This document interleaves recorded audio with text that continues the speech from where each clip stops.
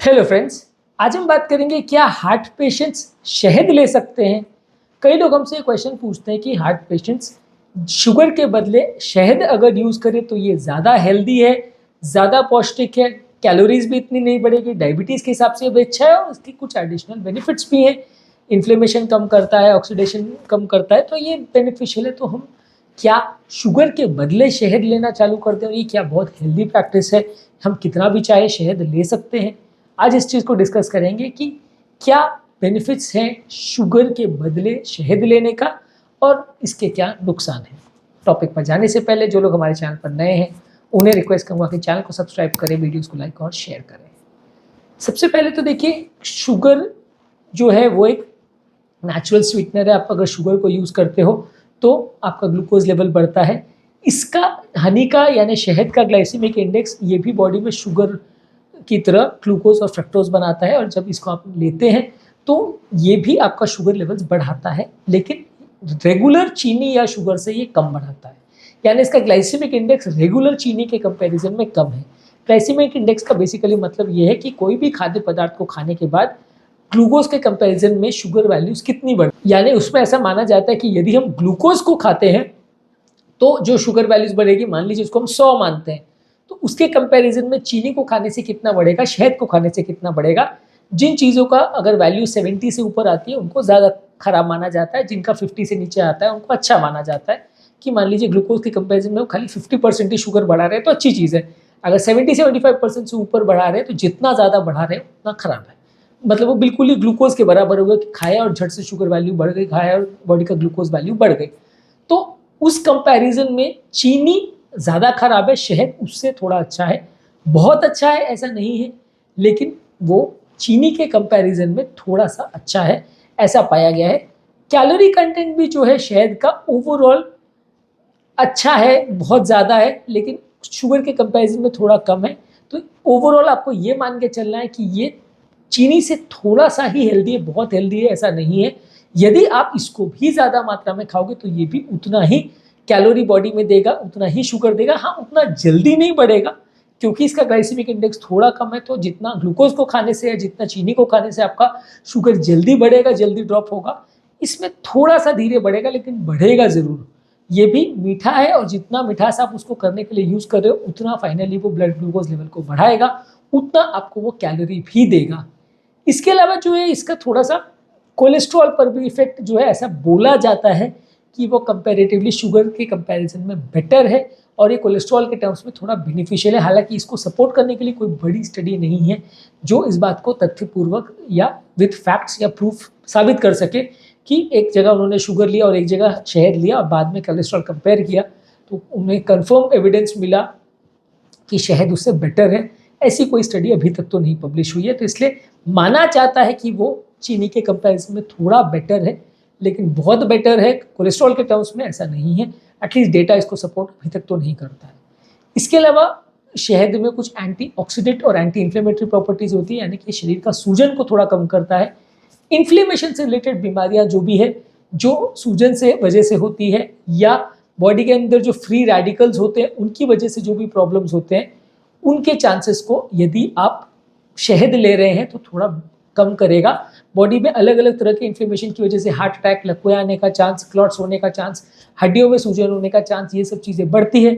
उसमें थोड़ा सा बेटर है शहद चीनी के कंपेरिजन में।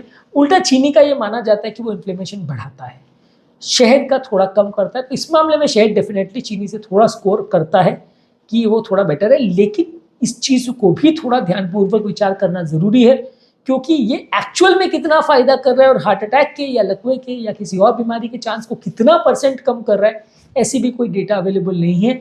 इनफैक्ट एंटीऑक्सीडेंट्स और एंटी इन्फ्लेमेटरी जो चीज़ें हैं वो बहुत स्ट्रॉन्ग भी अगर दिए गए हैं टेस्ट में, स्टडीज़ में, तो वो भी पूरी तरह से फेल हुए हैं इस बात को प्रूव करने में कि उनसे कोई फ़ायदा हो रहा है। बहुत ज़्यादा ultra high dose vitamin C और विटामिन ई के साथ भी स्टडी की गई है जो स्ट्रॉन्ग एंटीऑक्सीडेंट तत्व हैं।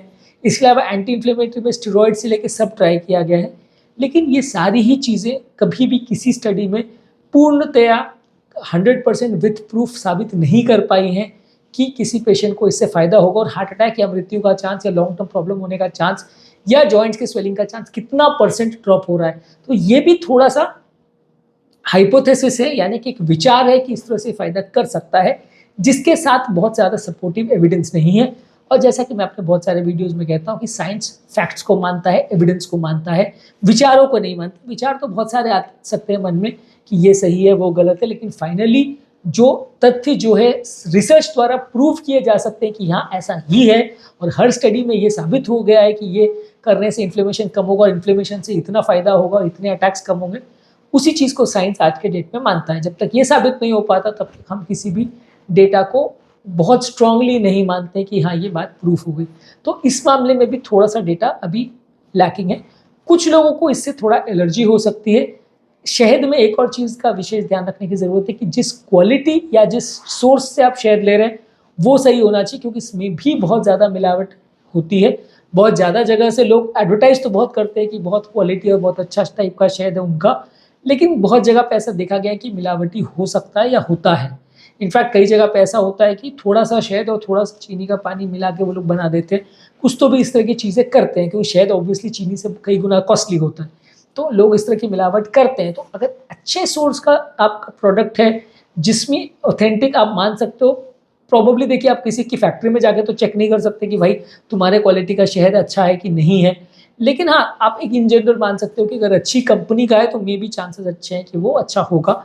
हालांकि किसी कंपनी विशेष को मैं सपोर्ट नहीं करता इस मामले में कि ये कंपनी का अच्छा है कि वो कंपनी का अच्छा है, वो आप ट्राई करके देख सकते हो, रिव्यूज़ देख सकते हो। लेकिन ये है कि अगर अच्छे ब्रांड्स का नहीं है या खासकर अगर मिलावटी है तो प्रॉब्लम होने का चांस ज़्यादा है। आपको फ़ायदा जो भी होना था वो भी नहीं होगा, उल्टा नुकसान हो सकता है। इसके अलावा ये माना जाता है कि शहद को चीनी जैसा ही ट्रीट करना चाहिए, थोड़ी मात्रा में ही खाना चाहिए, बहुत ज़्यादा नहीं खाना चाहिए। बहुत ज़्यादा खाएंगे तो फाइनली वो आपके कोलेस्ट्रॉल को, आपके शुगर को, आपके बॉडी के वजन को, सब चीज़ों को नुकसान ही करेगा। नेचुरल स्वीटनर की तरह से आप इसको यूज़ कर सकते हैं, यानी जहाँ आपको चीनी से मीठा करना है वहाँ आप शहद से कर सकते हैं, लेकिन हाँ इसका टेस्ट थोड़ा अलग होता है।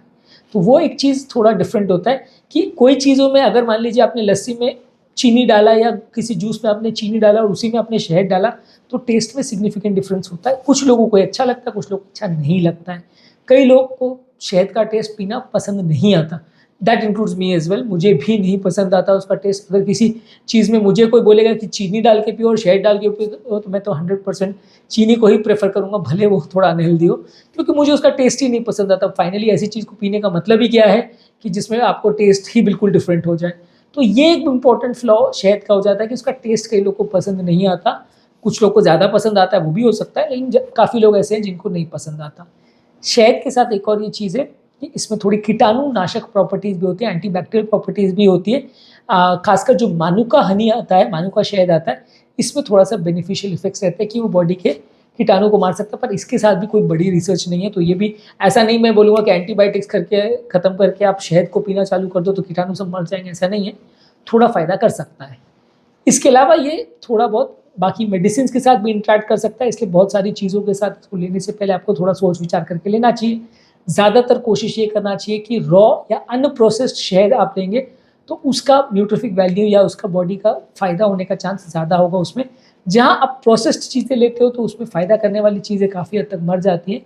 और हालांकि देखिए उसमें एलर्जी करने वाली या इन्फेक्ट करने वाली या कंटामिनेंट्स भी कम हो जाते हैं प्रोसेसिंग के द्वारा, लेकिन फ़ायदा भी कंपैरेटिवली कम होता है। तो हमारा मानना ये है कि आपको चीनी जैसे ही इसको ट्रीट करना चाहिए। चीनी के बदले थोड़ा आप इसको प्रेफर कर सकते हो यदि आपको इसका टेस्ट पसंद है, लेकिन बहुत ज़्यादा मात्रा में शहद लेने से आपको फ़ायदा करेगा और चीनी से बहुत ज़्यादा फ़ायदेमंद है ऐसा नहीं है।